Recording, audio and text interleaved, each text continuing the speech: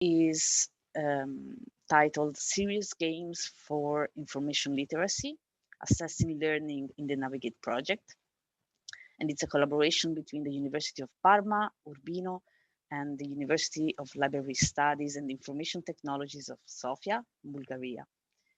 And the presenters will be Marina Encheva, Giulia Conti, and Baha Thabet. So, Marina, the floor is yours. Thank you, Alessia.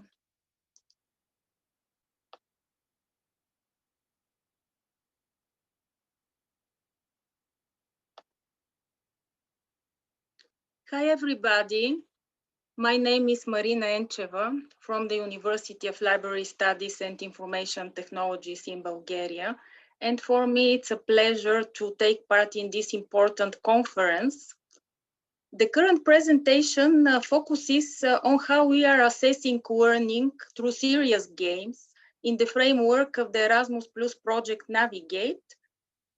This research is a collective work of the members of Navigate team from the University of Parma and University of Urbino, Francesco Zanichelli, Anna Maria Tammaro, Baha Thabet, Giulia Conti, and me as a coordinator of the project.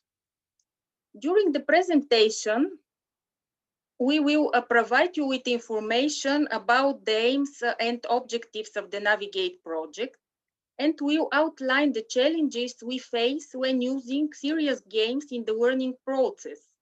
Our main task, however, will be to demonstrate how we have aligned game mechanics with learning assessment in the Navigate games, Information Trap Manager, and Navigator. And what are the perspectives we see for further research on this topic? The Navigate project is learner-centered and aims to improve students' learning. Students must become media and information literate and with the capacity to understand, assess, evaluate, and apply information to solve problems or answer questions about fake content. What are the objectives of the project? In order to enhance students' competencies in recognizing fake content, Navigate team developed a game-based model for information literacy training consisting of a syllabus and a competency tree. In the last 3 years, we have also elaborated different learning materials and tools, Navigame Searcher, 2 original games for information literacy, working modules with specific game tasks, and other game-based learning activities. Now I will give the floor to my colleague Giulia Conti, who will present how we can improve learning in university environment by applying serious games. Giulia, the floor is yours. Thank you. Sorry if I keep my camera off, but my connection is not so good. So, serious game and learning. Two things apparently different, but with several elements in common. Even though playing is always a serious matter, it's always a learning experience which involves a learning process. For the navigate purpose, we decide to focus on a specific type of game, the famous, the popular serious game. But what are serious games? Well, briefly, the definition is still controversial, but scholars agree on the fact that serious games are digital games primarily designed to attain and improve objectives of learning with entertainment. The intent, the educational purpose, seems to be what makes a game serious, what makes a serious game. Um, However, this field of studies is relatively new, and but let's say some aspects, some key opportunities come out more frequently than others. I listed here 3 of them. Firstly, to increase interest and attention in students, to facilitate active participation, and to improve meaningful learning. So a mix of let's say the so-called flow state, a mental state in which people performing some activity are completely involved and focused, interest and attention. Active participation, because the pedagogists agree that students must do more than just listen in order to learn, and serious game can provide experiences, motivation, problems to solve, notion, together with a set of desired learning outcomes. And finally, meaningful learning. Let's say the mix of retention and transfer, the ability to remember the material at a later time, and the ability to use prior knowledge to solve new problems, let's say. Although there is a large body of research on the subject of game-based learning from a variety of disciplines, there are only a few in-depth tests in the classroom which describe and evaluate their use in subject curricula, and especially their impact on learning. There is a growing understanding of students' motivational need and the interactive skills of technologies. And there is a more specific evidence on the benefits that gaining technology can have for students with special educational need, but less with students in general. Those serious games continue to be full of promise, but there is no evidence of improving learning, not scientific evidence so far, or lack of scientific evidence. That's why in our project we decide to focus on learning assessment, because can you thank you. Because the aligned game mechanics with learning assessment is one of the difficulties that the Navigate project encountered. And an attempt has been made to solve this problem by using expected outcome rubrics, let's say. Game mechanics as a set of points, rewards, storytelling levels, and learning assessment, in a way that we try to personalize learning assessment. It was one of the aim of our project. The two Navigate games, we will see them in a couple of minutes, have different aim and different objectives. So they have different learning assessment methodologies. For the Navigator, our first game, we used the CRAB test model, the acronym for currency, relevance, authority, accuracy, and purpose. And the learning outcome to achieve was to remember the criteria of CRAB evaluation, of course, a hard skill, let's say, but also, as humanities students tend to overestimate themselves, the other expected outcome was to stimulate reflection and student self-assessment. So a very valuable soft skill, let's say. And along the game, the player was asked to critically reflect about the self-confidence he or she has acquired in using these methodologies, these CRAB criteria. Regarding the other game, you can see on the bottom of the slide, regarding the information trap manager game, we imagine players acquire basic and advanced skills in identifying different type of information source, but also creating effective database searches, applying information evaluation criteria, selecting and sharing information professionally and ethically. So a much broader set of competencies and knowledge. With this general idea established, we have placed the learning mechanics with an in-game table. I don't know if you can read it, but it's the one on the bottom right. Baha, would you like to tell us more about the game? Thank you. Yes, thank you, Giulia. Thank you, Giulia. Thank you, Marina. Okay, I'm gonna give an overview about the games and our further research. Let's start with the first one, the Information Trap Manager. It's a board adventure game simulating the university campus and providing middle and advanced information literacy competencies and targeting the undergraduate students. Learning is attained through 7 distinct places in the board, such as the student dormitory, student cafe, students club, library, examination center, the classrooms, and the knowledge centers. And if you want to play, simply roll the dice and keep moving around the campus board and explore the 8 learning outcomes, which are aligned with the game activities and assessments.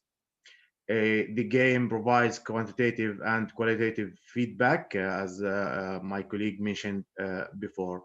And this is everything about the Information Trap Manager. Next, please. Yes, here we can talk about the Navigator, the second game. The second game is a storytelling-based mini game. It's simulating the social texting apps. The purpose of the game is to raise the awareness of the humanities students regarding the risk related to the quality of information sources. As mentioned before, the crab test model was embedded in the game. It's regarding the currency, relevance, authority, accuracy, and purpose of the game, of the information. And the game starts when with a fake breaking news followed by a chat-based dialogue with an AI-based robot assistant. Also, the game provides quantitative and qualitative feedback for players. Next, please. Yes, here we can talk about the design and development. We followed actually 4 principles when we start thinking about the games. The first thing, we start designing and developing the handbook for the games to describe the game design process, including the game scenarios, game mechanics, learning outcomes, and aligning them with the activities and assessments. And also, we set up a set of abstract diagrams to describe the games from a different point of view. The second principle is we designed the game to work on multiple platforms and devices, on computers, laptops, tablets, and smartphones. Also, the games, we think about the accessibility and how to improve the accessibility. So the games is working with multilingual support for 4 languages, English, Bulgarian, Italian, and Swedish. And finally, the games developed using Unity 2D with WebGL technology to access the games from the web browsers. Thank you. Next, please. Okay, conclusion and further work. The testing and prototyping of the 2 games have allowed us to obtain some valuable insights on how to improve the assessment of learning. And here we are going to implement and validate the Navigames with Navigame learning analytics model with for the games. Next, please. Yes. Okay. Here the discussion and further research. Actually, there's a huge amount of interactions which can tell us about more about the games, but for now, both games provide a general estimation for players related to their attainments, and also provide only partial information with respect to the whole gameplay activities. So the gameplay activities and interactions can be tracked and analyzed in order to extract patterns and useful information for players and other stakeholders like professors and in the management level or something like this. Next, please. Yes, I'll go fast. Okay, for this here we try to identify two models from the educational point of view. The first one is the player's model. The other one is the supervisor or professor's model. The first one is describing the player needs.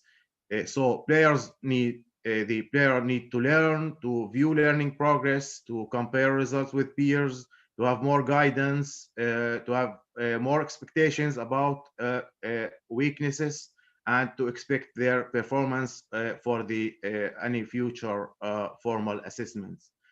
On the other side, supervisors need to realize how players apply domain knowledge, and they want to check or examine the effectiveness of the learning material and pedagogy, and they need to improve learning practices and enhance learning outcomes for their students.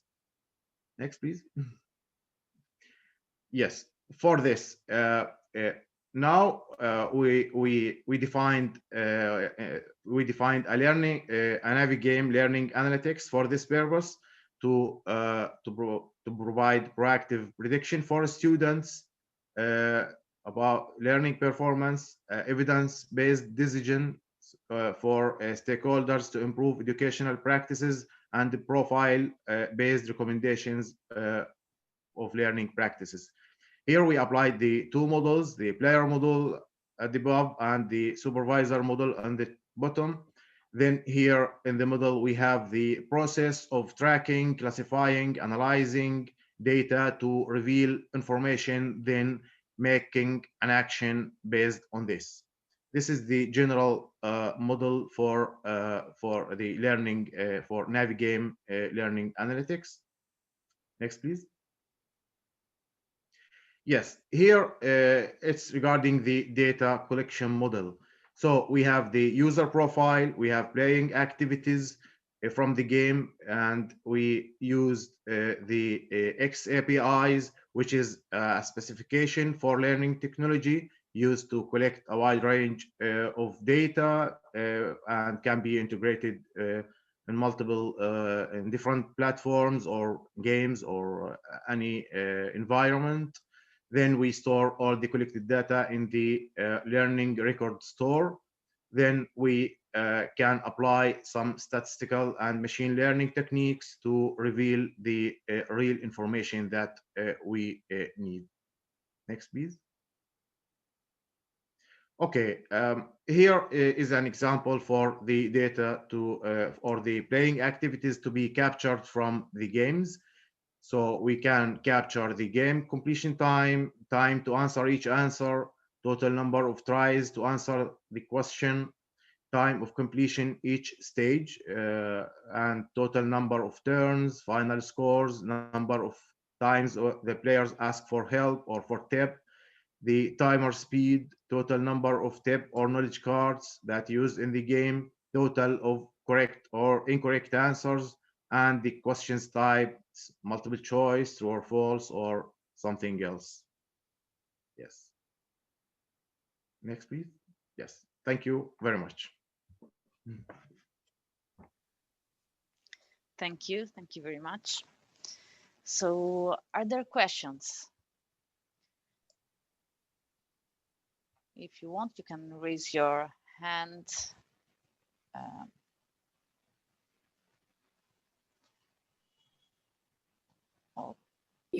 Maristella, yes. Thank you very much. Thank you for your presentation.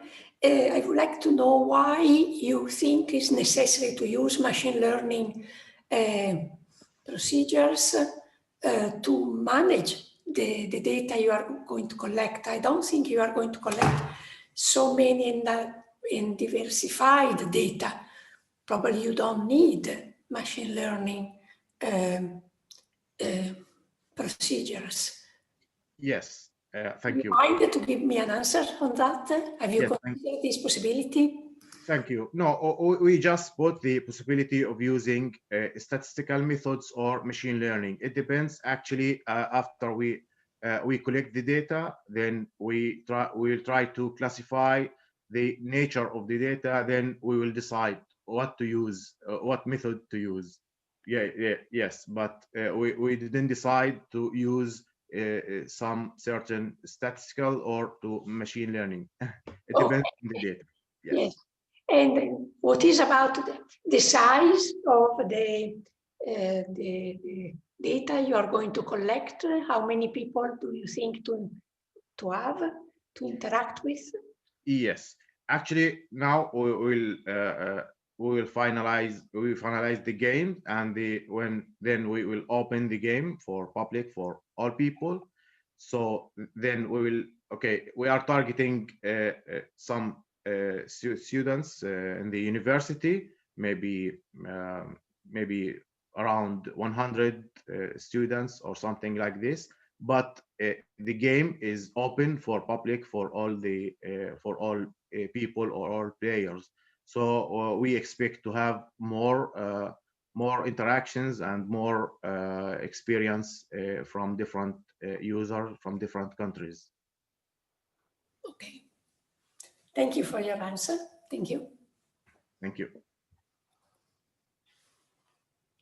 Thank you, Baha, Marina, and Giulia. Thank you very much.